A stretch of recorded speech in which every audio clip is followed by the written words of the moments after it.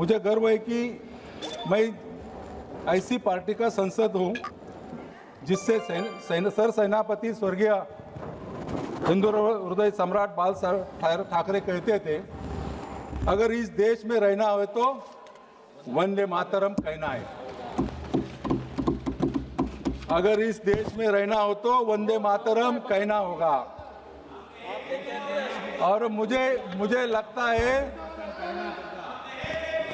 और वो बाला साहब ठाकरे ये भी कहते थे, गर्व से कहते थे, हम हिंदू हैं, इस पर भी हमें गर्व है।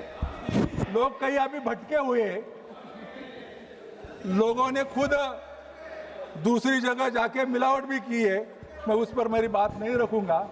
लेकिन आज वंदे मातरम जो ऐसा मंत्र है, देश के हर प्रांत को एक करता है, हर भाषा को एक करता है और गर्व उस राष्ट्रगान पर हमें। तो मैं मेरी बात मेरे मातृभाषा मराठी में रखूंगा। मैं जिस विभाग से आता हूं, जिस प्रांत से आता हूं, वो छत्रपति शिवाजी महाराज की भूमि है। मेरा चुनाव क्षेत्र का नाम है मावळ। मावळचा इतिहास छत्रपती शिवाजी महाराजांच्या स्वराज्य या पवित्र संकल्पनाशी जणू अविभाज्य नात्याने जोडला आहे। याच मावळ मातीतून घडलेल्या पराक्रमी मावळ्यांना सोबत घेऊन शिवरायांनी मातृभूमीच्या मुक्तीसाठी संघर्षाची ज्योत प्रज्वलित केली आणि स्वातंत्र्याच्या लढ्याला वेग दिला। आणि हीच शौर्य, स्वाभिमान आणि हिंदुत्वाची परंपरा पुढे नेऊन हिंदू हृदय सम्राट सन्माननीय बाळासाहेब ठाकरे यांनी मराठी अस्मिता, हिंदुत्वाची भूमिका आणि राष्ट्रीय अभिमान या आपल्या आयुष्याचा श्वास बनवला। वंदे मातरम मध्ये व्यक्त झालेली मातृभूमीची वेदनेची ज्योत आमच्या प्रत्येक शिरेत धडधडत आहे।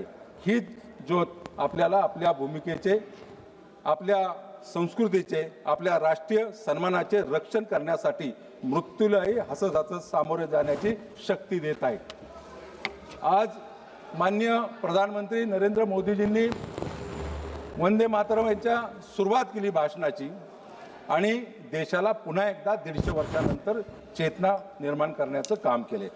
आज हे सदन एका अभूतपूर्व ऐतिहासिक आणि गौरवशाली क्षणाचे साक्षीदार बनले आहे। आज आपण आपल्या अमर राष्ट्रगीत वंदे मातरम रचनेच्या 150 वर्ष पूर्ण झाल्याचा महोत्सव साजरा करत आहोत। तो मंत्र ज्याने आपल्याला स्वातंत्र्यवीर क्रांतिकारांच्या ओठावर फाशीच्या फासावर देखील स्मित आणले, ज्याने गुलामगिरीची बेडी तोडण्यासाठी कोट्यवधी भारतीयांच्या हृदयात अखंड संकल्प चेतवला, हे केवळ गीत नाही, हे मातृभूमीची वंदना आहे। या गीताचा इतिहास फक्त मधुर सुरांचा इतिहास नाही, तो बलिदान आणि भक्तीचा इतिहास आहे। हे भारताच्या सभ्यतेच्या चेतनेच्या घोषवाक्य आहे। हे गीत भारतीय राष्ट्रीय पुनर्जागरणाची आणि एकतेची पायाभूत शिला आहे। हे प्रत्येक भारतीयाच्या हृदयात सतत धगधगणाऱ्या राष्ट्रप्रेमाचे अखंड दीपस्तंभाप्रमाणे आहे।